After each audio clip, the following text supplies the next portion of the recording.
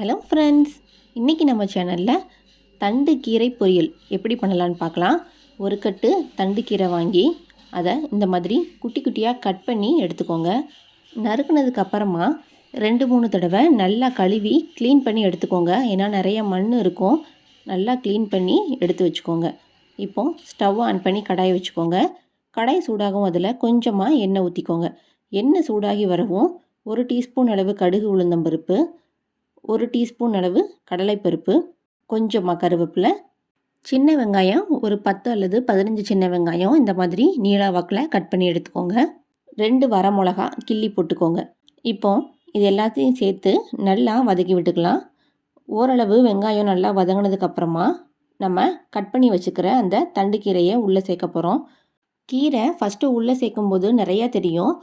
2 தடவை பரட்டி விட்டுட்டு அதுக்கப்புறமா ஒரு மூடி போட்டு ஸ்டவ்வை சிம்மில் வச்சுருங்க. ஒரு நிமிஷம் கழித்து ஓப்பன் பண்ணி பாருங்கள். இலையெல்லாம் நல்லா வதங்கி கலர் சேஞ்ச் ஆகி வரும். பாருங்கள், நல்லா கலர் சேஞ்ச் ஆகி வந்திருக்கு. இப்போது இந்த பொரியலுக்கு தேவையான உப்பு சேர்த்துக்கலாம். தூள் உப்பு சேர்த்துக்கோங்க, கல் உப்பு சேர்த்துறாதீங்க, ஏன்னா கரையாது. பொரியலுக்கு தேவையான தேங்காய் துருவல் ஒரு சில்லு எடுத்து பின்னாடி உள்ள அந்த கருப்பு கலரில் தோல் சீவிட்டு மிக்சியில் அடிச்சிங்கன்னா உங்களுக்கு தேங்காய் பூ ரெடி ஆயிரும். இப்போது ஒரு கைப்பிடி அளவு தேங்காய் பூவை உள்ளே தூவி விட்டுக்கலாம். இப்போ எல்லாத்தையும் பரட்டிக்கோங்க. கீரை வேகிறதுக்கு ரொம்ப நேரம் ஆகாது. 2 அல்லது 3 நிமிஷத்துலேயே கீரை வெந்துடும். பாருங்கள், ரொம்ப சூப்பராக ரெடி ஆயிடுச்சு தண்டு கீரை பொரியல். ரொம்ப சத்தான ரெசிபியும் கூட. கண்டிப்பாக செஞ்சு பாருங்கள். ரொம்ப ஈஸியாக பண்ணிடலாம். செஞ்சு பார்த்துட்டு எப்படி இருந்துச்சுன்னு கமெண்ட் பாக்ஸில் கமெண்ட் பண்ணுங்கள். மறக்காமல் நம்ம சேனலையும் சப்ஸ்கிரைப் பண்ணிடுங்க. தேங்க்யூ.